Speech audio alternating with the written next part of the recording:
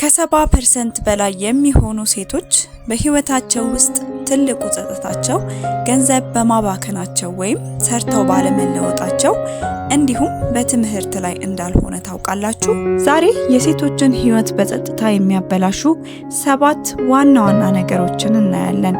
ሰላም ውድ ቤተሰቦቼ፣ እስከ ቪዲዮ መጨረሻ አብራችሁን ከቆያችሁ ራሳችሁንም ሆነ የምትወዷቸውን ሴቶች ከእንደዚህ አይነት አጥፊ ነገሮች እንዴት እንደምትከላከሉ እናያለን። አንደኛ፣ መርዛማ ግንኙነቶችና የተሳሳተ የአጋር ምርጫ።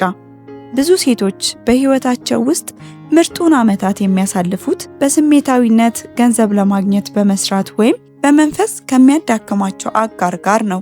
ይህ በአንድ ጀንበር አይከሰትም፣ ቀስ በቀስ ነው። አንዲት ሴት ህልሟን፣ በራስ መተማመን ስሜቷንና ጤናዋን እንኳን ሳይቀር ፈጽሞ ለማሻሻል ከማይፈልግ ሰው ጋር ልትኖርና እርሱን ልትጠግን ትችላለች።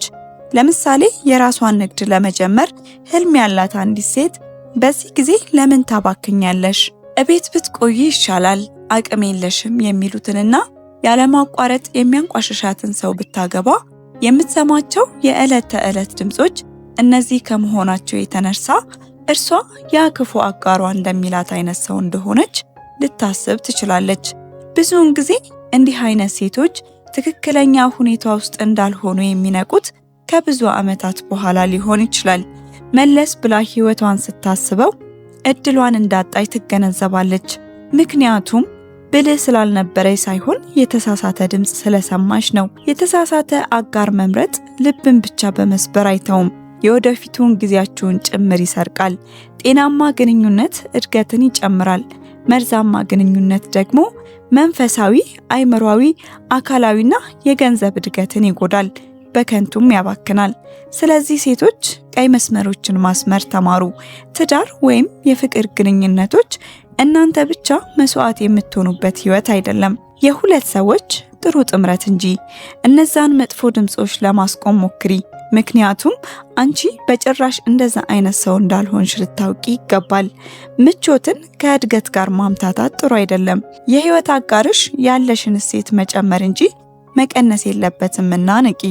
ሁለተኛ፣ ራስን ከሌሎች ጋር ማወዳደር። እድሜ ለማህበራዊ ሚዲያ ንጽጽር ሱስ ሆኗል። ሴቶች ያለማቋረጥ ውበታቸውን፣ ሰውነታቸውን፣ አኗኗራቸውን፣ ስራዎቻቸውን፣ ግንኙነታቸውን ከሚያዩት ከሌሎች ሰዎች ህይወት ጋር ያወዳድራሉ። ጥናቶች እንደሚያሳዩት በየቀኑ ከ2 ሰዓት በላይ በማህበራዊ ሚዲያ የሚያጠፉ ሴቶች ለድብርትና ጭንቀት የመጋለጥ እድላቸው በእጥፍ ይጨምራል። ለምሳሌ አንዲት ሴት ጓደኞቿ አዝናኝ ጉዞ ሲያደርጉ፣ ሌሎቹ ሲያገቡ፣ አንዳንዶቹ ደግሞ ቤት ሲገዙ ልታይ ትችላለች። ታዲያ በዚህ ጊዜ እርሷ ወደ ኋላ እንደቀረች የውድቀት ስሜት ሊሰማት ይችላል።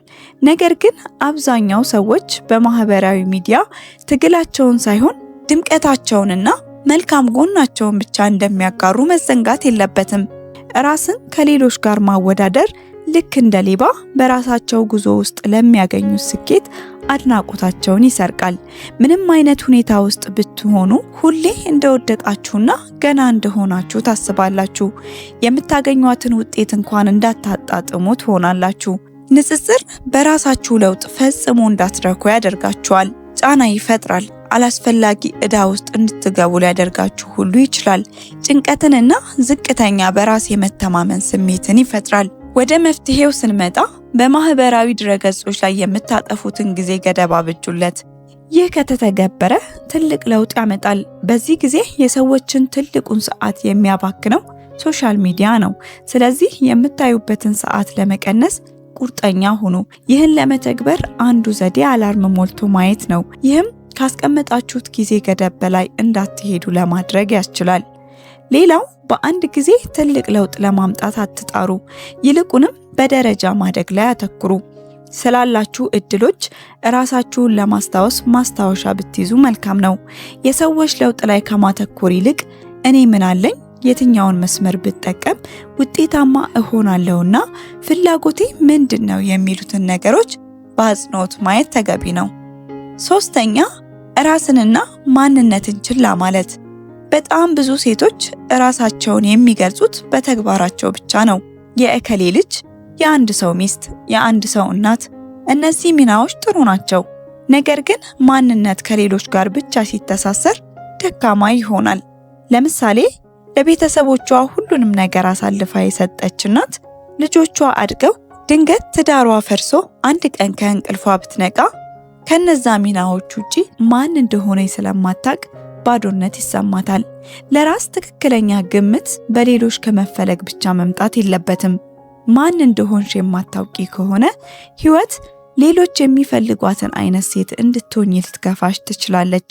ስለዚህ በችሎታችሁ በፍላጎታችሁ ላይ ኢንቨስት አድርጉ። የጥፋተኝነት ስሜት ሳይሰማሽ የማትፈልጊውን ነገር አይ ማለትን ተማሪ። ነገሮች ቢቀያየሩም የማይቀያየር ማንነትን ገንቢ። አራተኛ አእምሯዊና ስሜታዊ ጤናን ችላ ማለት። ብዙ ሴቶች ለመታገስ ጠንካራ ለመሆን ሌሎችን ለማስቀደም ይሞክራሉ። ነገር ግን ጭንቀትን፣ ድብርትን ወይም የስሜት ቀውስን ችላ ማለት በጸጥታ ህይወትን ያበላሻል።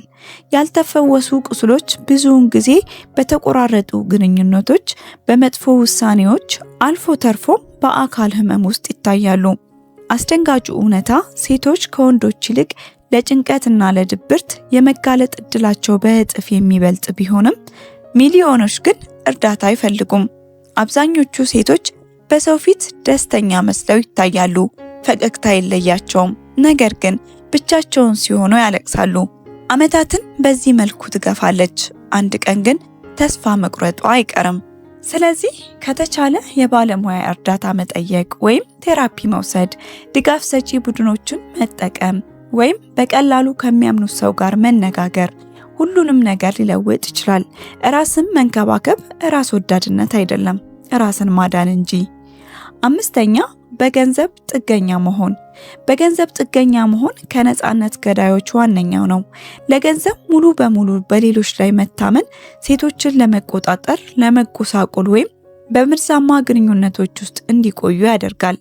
ለምሳሌ አንዲት ሴት የገንዘብ ነጻነት ስለሌላትና እንደገና ለመጀመር ስለምትፈራ ለዓመታት አሰቃቂ ህይወትን ልትገፋ ትችላለች። ምንም እንኳን የገንዘብ አጋዥ ሰው ከጎናችሁ ቢኖርም ያንን ብቻ ከመተማመን ይልቅ የራሳችሁን የገንዘብ ምንጭ ለመፍጠር መጣር አለባችሁ። ገንዘብ አንዳንድ ጊዜ ቁጥር ብቻ አይደለም። እውነታው በዚህ በምንኖርባት ዓለም ውስጥ ነጻነትም ነው። ስድስተኛ ፍርድን መፍራትና ሰዎችን ደስ ለማሰኘት መሞከር። ብዙ ሴቶች ለመጽደቅ ነው የሚኖሩት። ለቤተሰባቸው ነው ህይወታቸውን አሳልፈው የሚሰጡት። ከቤተሰብ፣ ከማህበረሰብ ወይም ከሚያውቋቸው ሰዎች ህልሞቻቸውን ይገድባሉ። ትችትን በመፍራት ብቻ ማድረግ ያለባቸውን ነገር ላያደርጉና መናገር ያለባቸውን ነገር ላይናገሩ ይችላሉ። ውስጧ ያለው ሐሳብ ቢተገበር ህይወቷን መለወጥ ትችል ነበር።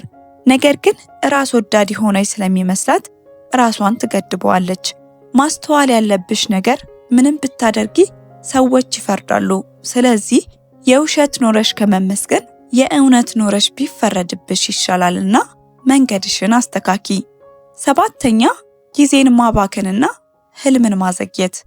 ጊዜ በጣም ውድ ሀብት ነው። ነገር ግን ብዙ ሴቶች ግባቸውን በማዘግየት ትክክለኛውን ጊዜ በመጠባበቅ ላይ ናቸው። ነገር ግን ትክክለኛ ጊዜ አይመጣም። ህልምሽን መፈለጊያው በጣም ጥሩ ጊዜ ትላንት ነበር። የሚቀጥለው ምርጥ ጊዜ ዛሬ ነው። ማድረግ ለምትፈልጊው ለእያንዳንዱ ነገር ቀጠሮ አትስጪ። አሁን ተነሽና ነገ ለምትፈልጊው መዳረሻሽ ዛሬ ይልቁንም አሁን አንድ እርምጃ ውሰጂ። የሆነ ነገር አከናውኚ። ጊዜ ቆሞ አይጠብቅምና ልትነቂ ይገባል። ነገ ምንድነው መሆን ወይም ማድረግ የምፈልገው? የልብስ ዲዛይነር መሆን ነው? እንግዲያውስ አሁኑኑ በዚያ ዙሪያ የሚሰሩ ስራዎችን ተመልከቺ። ስልጠና የሚያስፈልግሽ ከሆነ በዘርፉ የሚያሰለጥኑ ባለሙያዎችን አግኝና ወደ ስልጠና ግቢ። ጀመሪ። በህሊና ብቻ በማሰብ የሚመጣ ለውጥ የለም። ወደ ተግባር በመግባት ውዱን ጊዜሽን በአጉል መንገድ ከመባከን ታደጊው። ውድ ቤተሰቦቼ፣ የሴቶችን ህይወት ከሚያበላሹ ነገሮች ውስጥ 7ቱ ድብቅ ነገሮች መሆናቸውን አይተናል። መርዛማ ግንኙነቶች፣ ራስን ከሌሎች ጋር ማወዳደር፣ ራስንና ማንነትን ችላ ማለት፣ የአእምሮ ጤንነትን ችላ ማለት፣ የገንዘብ ጥገኝነት፣ ፍርድን መፍራትና ጊዜን ማባከን። ስለዚህ ከነዚህ ውስጥ በአንዱ ራሳችሁን ካያችሁ ላስታውሳችሁ፣ ጊዜው አልረፈደም። እያንዳንዱ ቀን ኃይላችሁን፣ ነፃነታችሁን እና የወደፊት ዕጣ ፈንታችሁን ለመወሰን እድል ነው። ምክንያቱም አንዲት ሴት ታሪኳን ስትቆጣጠር የራሷን ህይወት ብቻ አታድንም፣ ከሷ በኋላ ትውልድን ታድናለች። እናም ውድ እህቶቼ በማንኛውም አይነት ህይወት ውስጥ ልትሆኑ ትችላላችሁ። ህይወቴ አንዴ ተበላሽቷል፣ አብቅቷል ብላችሁ የምታስቡም ትኖሩ ይሆናል። ግን እመኑኝ ምንም ያበቃ ነገር የለም። ትልቁ እውነታ በህይወት መኖርሽ፣ መተንፈስ መቻልሽ ነው። እግዚአብሔር ዛሬን አልቀማሽም። ስለዚህ ያንቺ ቀን አሁን ነው። ምንም ነገር ለመጀመር በህይወት መኖርሽ፣ ዛሬ ላይ መድረስሽ በቂ ነው። ባለፈው ነገር በመቆዘም ቀጣዩን ጊዜ አታበላሺ። ነገ ሌላ ቀን ነው። ዛሬ ግን በእጅሽ ነውና ተጠቀሚበት። የዛሬው ቪዲዮ ይህንን ይመስል ነበር። ቪዲዮ ከጠቀማችሁና ከወደዳችሁት ላይክ፣ ሼር፣ ሰብስክራይብ በማድረግ ቤተሰብ ሁኑ። በቀጣይ በሌላ ቪዲዮ እስክንገናኝ በቸር ቆዩ።